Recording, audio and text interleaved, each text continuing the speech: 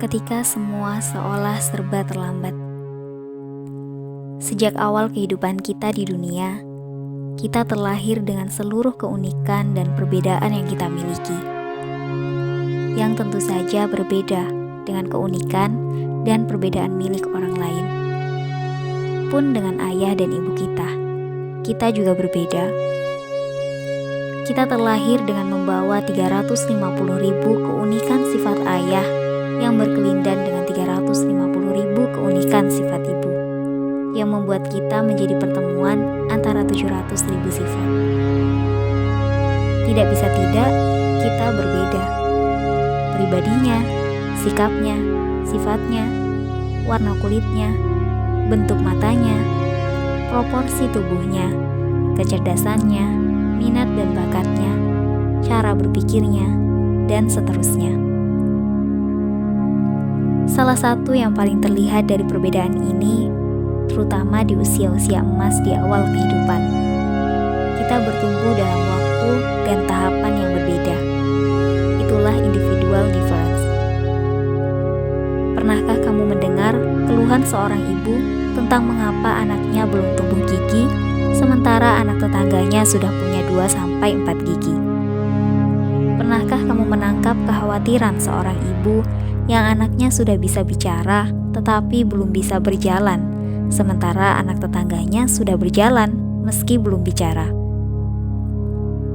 Pernahkah kamu melihat seorang ibu gusar karena anaknya masih selalu terjatuh saat duduk, sementara anak tetangganya sudah bisa tegak dalam waktu yang cukup lama? Menurutmu, apakah ini terjadi karena yang satu terlambat dari yang lain? Apakah yang lebih cepat berarti hebat dan yang lebih lambat berarti payah? Tidak. Kembali lagi, setiap individu berbeda dalam tahapannya. Setiap kita telah disediakan olehnya waktu-waktu terbaiknya. Sayangnya, saat kita beranjak dewasa dan mulai berhadapan dengan dunia serta tuntutan-tuntutan masyarakat, perbedaan tahapan dan perbedaan pertumbuhan yang kita miliki entah bagaimana menjadi lebih sering dihakimi, alih-alih diterima dan dilihat sebagai sesuatu yang apa adanya.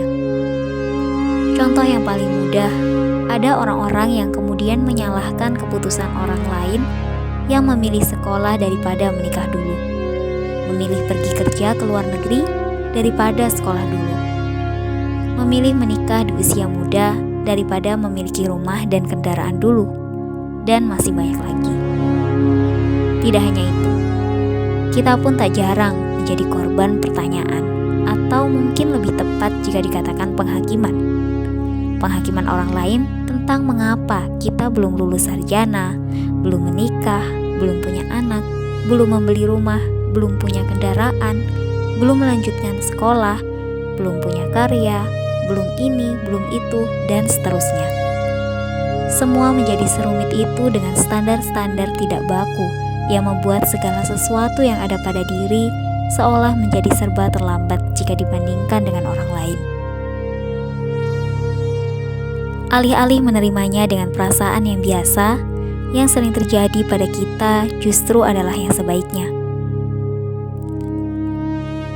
Kita seolah-olah lupa bahwa di balik sesuatu yang belum itu, kita mungkin tengah bertumbuh di jalan-jalan sunyi, belajar sesuatu, menjadi sesuatu, mencapai sesuatu, atau bahkan membuat sesuatu tanpa orang lain ketahui.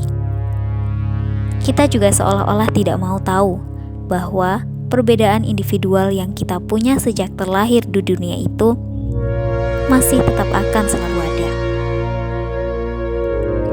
Jika kita mau sedikit saja merendahkan hati, kita akan melihat bahwa perbedaan yang terjadi saat kita mendewasa sebenarnya tidak ada bedanya dengan perbedaan yang pernah kita alami waktu kecil dulu. Tak ada yang salah, tidak ada yang terlambat. Kita hanya sedang berbeda dalam tahapan dan pertumbuhan. Sebab tidak selamanya yang seolah-olah cepat itu baik, dan tidak selamanya juga yang seolah-olah lambat itu buruk. Satu hal penting, kita perlu menerima bahwa kita dan orang lain menjalani tahapan kehidupan yang berbeda dan bertumbuh dengan cara yang berbeda pula. Tidak ada yang salah, sebab ketetapan Allah pastilah yang terbaik. Tidak pernah ada salah dan tidak pernah ada kata terlambat dalam kamusnya. Tidak perlulah semua ini kita besar-besarkan sedemikian rupa. Jangan sampai perbedaan yang sebenarnya baik-baik saja ini membuat kita menyalahkan diri sendiri, menyalahkan keadaan, menyalahkan orang lain atau pihak-pihak lain, atau bahkan menyalahkan keputusan yang telah dibuatnya jauh-jauh hari sebelum kita terlahir ke dunia. Atas semua milestone kehidupan kita yang telah dirancangnya dengan baik sedemikian rupa, apakah kita berani memberikan protes pada segala yang telah diaturnya? Memangnya kita punya hak untuk protes dan mengajukan keberatan, sementara kita tidak pernah benar-benar tahu apa yang terbaik bagi kita. So, embrace your milestone.